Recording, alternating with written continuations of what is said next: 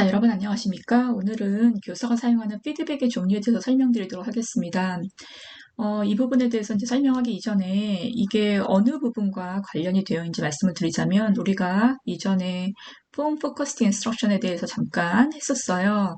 그 Form Focused Instruction은 도대체 무엇인가? 형태 중심 교수법이라 그래서 의사소통이라든가 기능이 강조된 현재의 그 외국어 그런 교실에서 문법 교수가 과거에는 빠져 있었는데 문법의 좀 형태에 집중을 해야 되겠다라고 생각해서 그 만들어진 교수법이라고 제가 설명을 과거에 드렸었습니다.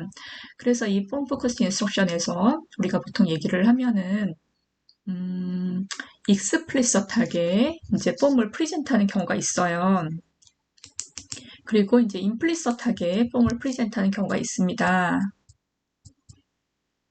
그러니까 폼 프레젠테이션이 형태의 이제 그 형태를 보여주는 게 익스플리서트하게 되는 방법하고 임플리서트하게 되는 방법이 있는 것이죠. 그래서 이 익스플리서트하게 교수자가 폼을 프레젠트하는 방법을 우리가 디덕티브를 했었고 그 다음에 인덕티브 했었단 말이에요. 그래서 보통은 이제 디덕티브랑 인덕티브가 많이 사용이 되는데 그 업덕티브라는 개념을 굉장히 많이 헷갈려해서 업덕티브라는 개념도 세 가지 설명을 드렸습니다. 그러면 이거는 이 디덕티브, 인덕티브, 업덕티브는 거의 사용되지 않지만 어쨌든 이러한 방법은 익스플리서트하게 직접적으로 노골적으로 이제 그 형태 중심의 교수법을 하는 것이고 그렇다고 하더라도 이제 우리가 임플리서트한 그런 프레젠테이션을 안 하는 건 아니거든요. 그럼 이 임플리시트한 피드백, 이 프레젠테이션은 뭘 말하는 것인가? 우리가 또 지난 시간에 IRE와 IRF에 대해서 했었어요. 그래서 이제 IRF가 이 그 교수자가 질문을 던진 다음에 학습자가 그에 대해서 뭐라고 말하면 피드백을 주는 방법에 대한 것이었거든요.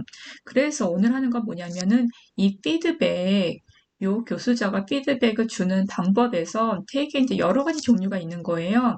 그거에 대해서 우리가 오늘 하도록 하겠습니다. 자, 먼저 이 피드백을 주는 방법이 explicit corrective feedback이 있고 implicit corrective feedback이 있어요.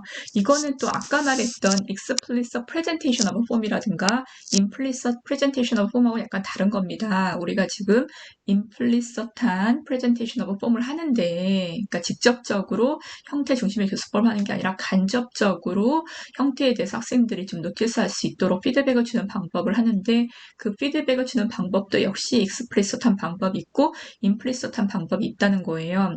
그럼 이 두 개를 어떻게 구별을 하는가? 이 익스플리시트한 코렉티브 피드백은 너 틀렸어. That's not incorrect라는 것이 직접적으로 어떻게 표현이 됩니다. 그리고 많은 경우에 그 correct한 폼은 무엇인지 교수자가 제시를 하는 경우가 있어요. 그러면 이거는 explicit한 corrective feedback이라고 얘기를 합니다. 주의하셔야 될 거는 explicit corrective feedback하고 나중에 explicit correction이라는 게 나와요. 이거는 같은 게 아닙니다. 전혀 다른 거예요. 그러니까 요거는 용어에 대해서 여러분이 헷갈리지 않게 잘 기억을 해두셔야 될 것 같습니다.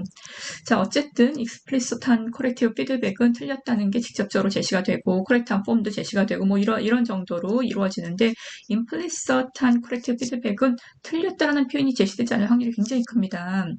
그리고 correct form이 들어갈 수도 있지만 없을 수도 있어요. 근데 여러분이 또 유의하셔야 될 점 뭐냐면은 보통 이거를 다이카토미로 즉 이분법적으로 생각을 한단 말이에요.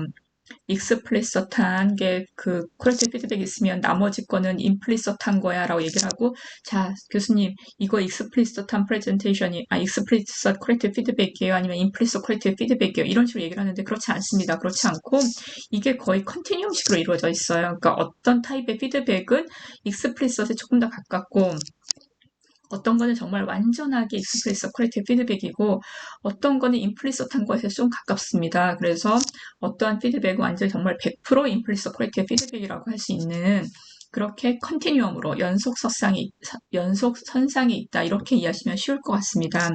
자, 그럼 오늘 할 거는 리퀘스트에 대해서 하도록 하겠습니다. 리퀘스트 한국말로는 고쳐 말하기라고 하는데 뭐 최근 그 외국어 교실은 거의 리퀘스트 시대라고 할 정도로 리퀘스트가 굉장히 활성화가 많이 되어 있고 리퀘스트를 많이 강조해서 보통 얘기를 하는 편입니다.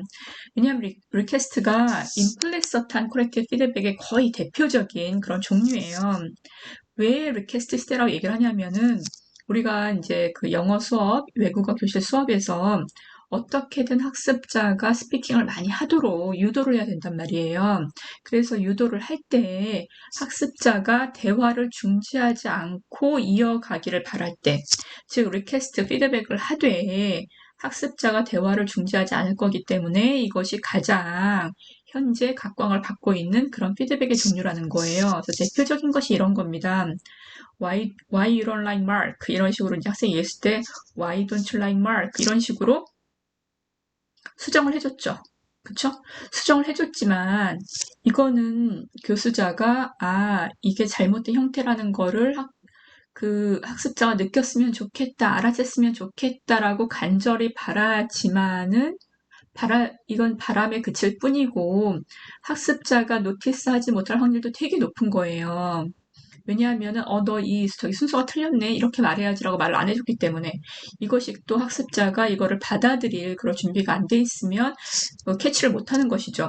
그러니까는 이 학습자는 인지를 못한 거예요. Why you don't like Mark에서 Why don't you like Mark로 해줬는데 똑같은 말을 되풀이했구나라고 생각을 해서 I don't know, I don't like him 이런 식으로 답변한 거죠. 그러니까 리퀘스트가 일어난 다음에 이거는 학습자가 인지를 못한 그런 형태라고 할 수 있습니다.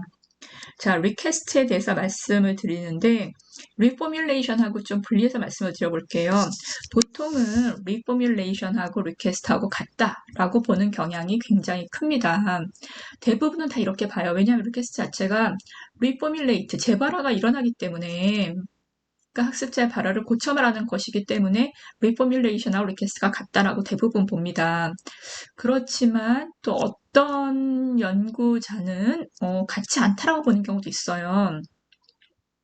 같지 않다고 보는 경우는 그 화제 오류를 수정해 줄 때, 리포뮬레이트 해서 던져줄 때, 그때 확장된 문장으로 바꿔 말한다. 혹은 질문을 한다. 이렇게 두 가지 방법으로 하면 이건 리퀘스트가 아니야. 이건 리포뮬레이션이야. 이런 식으로 말하는 경우도 있어요. 자, 다시 한번 설명드리면 리퀘스트는 학습자가 틀린 부분을 고쳐서 말하는 거 아닙니까? 여기서 why you don't like Mark에서 why don't you like Mark로 고쳐서 지금 reformulate가 됐죠. 그쵸? 그런데 또 어떤 사람은 이거를 고쳐서 말하는 것이 질문이라든가 확장된 문장이라든가 그러면 그거를 reformulation이라고 말하는 경우도 있다고요. 또 어떤 사람들은 질문을 했건 확장된 문장을 했건 어쨌든 형태를 바꿔서 말해주는 건 다 request야 라고 말하는 경우도 있어요. 이건 학생마다 다릅니다. 그래서 예를 보면 he has a long hair 이렇게 말했을 때 A가 틀렸죠. 그러면 이제 교수자가 he has long hair, has he 하고 질문을 해주는 거예요. 두 번째, I'm hat 그랬어요. Yes, you have a hat on today 이렇게 해서 긴 문장 안에 넣어주는 겁니다. 그러면 이게 리포뮬레이션이 된 거죠. 그래서 이 세 가지가 다 리퀘스트의 예라고 할 수도 있고 또는 이제 뭐 분리될 수도 있고 그러니까 여러분이 이제 리퀘스트를 이해를 하실 때 어쨌든 고쳐서 발화한 것은 다 리퀘스트야 이렇게 이해하시면 안 됩니다. 리퀘스트에서 가장 중요한 것은 이 방법은 교수자가 학생과 대화를 계속 이어가기를 바랄 때 쓰는 것. 그래서 코렉트 폼이 제시가 되지만 학습자가 인지하지 못해도 어쩔 수 없다는 것. 이게 바로 리퀘스트 핵심입니다. 제가 이거를 왜 강조해서 말씀을 드리냐면은 우리가 이제 다음에 할 리피티션하고 이제 리퀘스트하고 헷갈리는 경우가 되게 많이 있어요. 헷갈리지 않을 것 같은데. 그래서 그 부분을 잘 이해를 하시려면 제가 리퀘스트에서 가장 중심이 되는 게 무엇인지 리포뮬레이트 된 그 올바른 코렉트 폼을 교수자가 얘기를 해주되 이때는 이건 언제 한다? 대화를 계속 이어가기를 바랄 때 학습자가 수정하는 것이 가장 중요한 프라이어티가 아니고 대화를 이어가는 것이 프라이어티일 때 이때 이제 행하는 방법이라는 거 기억해 주시면 되겠습니다. 자, 그럼 오늘은 여기까지 하고요. 또 이후에 계속해서 다른 피드백 타입을 하도록 하겠습니다. 여러분 수고하셨습니다.